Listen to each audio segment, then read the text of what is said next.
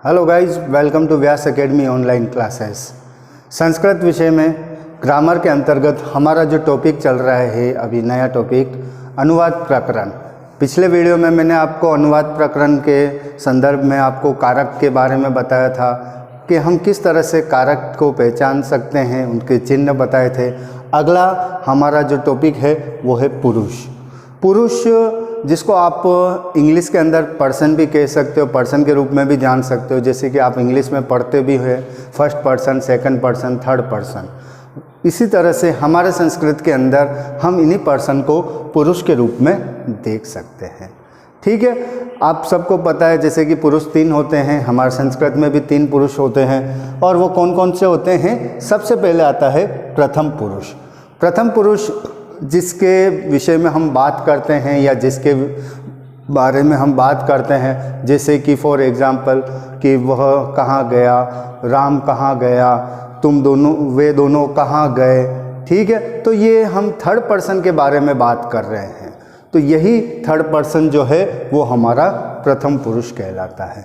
यहाँ पर देख सकते हैं जैसे कि मैंने यहाँ पर लिखा है, थर्ड पर्सन के अंतर्गत एक वचन के अंतर्गत वह आता है, द्विवचन के अंतर्गत वे दोनों आते हैं और बहुवचन के अंतर्गत वे सब आते हैं। ठीक है, जिसे हम संस्कृत में स, तो और ते के रूप में जानते हैं। इसके अलावा बालक, राम या किसी पर्टिकुलर पर्सन के बारे में अगर हमें जानना है या उसके विषय में हम बात करते हैं, वो भी इसी के अंतर्गत प्रथम पुरुष के अंतर्गत आता है। तो इस तरह से हमने प्रथम पुरुष के बारे में जाना कि प्रथम पुरुष का मतलब हो गया थर्ड पर्सन।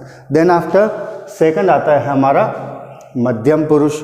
मध्यम पुरुष का मीन्स होता है कि जब दो व्यक्ति बात कर रहे होते, आपस में बात कर रहे हैं, जैसे तुम क्या कर रहे हो, तुम कहाँ गए थे, तो जो सुनने वाला होता है वह मध्यम पुरुष कहलाता है।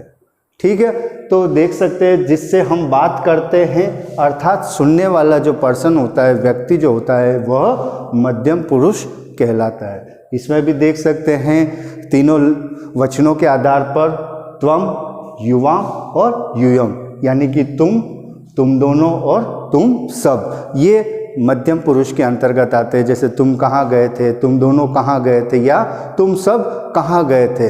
तीनों वचनों के आधार पर इस तरह के सेंटेंस बनते हैं और इन सेंटेंस से ही हम पता लगाते हैं कि उसमें कौन सा पुरुष है। ठीक है, उसके बाद फिर आता है उत्तम पुरुष। उत्तम पुरुष का मीन्स होता है बोलने वाला या वक्ता। जैसे कि अभी मैं बोल रहा हूँ, आप सुन रहे हैं, तो मैं क्या हो गया? उत्तम पुरुष हो गया। और आप सुन रहे हैं तो इसका मीन्स ये हुआ आप क्या हो गए? मध्यम पुरुष। ठीक है, इसमें भी तीनों वचनों के आधार पर अहम, आवाम और वयम, यानी कि मैं, हम दोनों, हम सब। जैसे मैं खाना खाता हूँ, हम दोनों घूमने जाते हैं, या हम सब घूमने जाते हैं। तो इन तीनों शब्दों के आधार पर, इन तीनों वचनों के आधार पर हम इन तीनों पुरुषों के बारे में देख सकते हैं। वापस रिपीट कर देता हूँ आपको कि पुरुष का मीन्स आप सब समझ गए होंगे, पर्सन जिसे हम कहते हैं, यह 3 होते हैं, प्रथम पुरुष, मध्यम पुरुष और उत्तम पुरुष। अब इन तीनों को हम वचनों के आधार पर क्लासिफाइड करते हैं। वचन आपको अगले वीडियो में मैं आपको बताऊंगा कौन कौन से वचन होते हैं, और जिसमें आप देखेंगे कि वचन सामान्यतया जो 3 वचन होते हैं, उन 3 वचनों के बारे में हम नेक्स्ट वीडियो में पढ़ेंगे।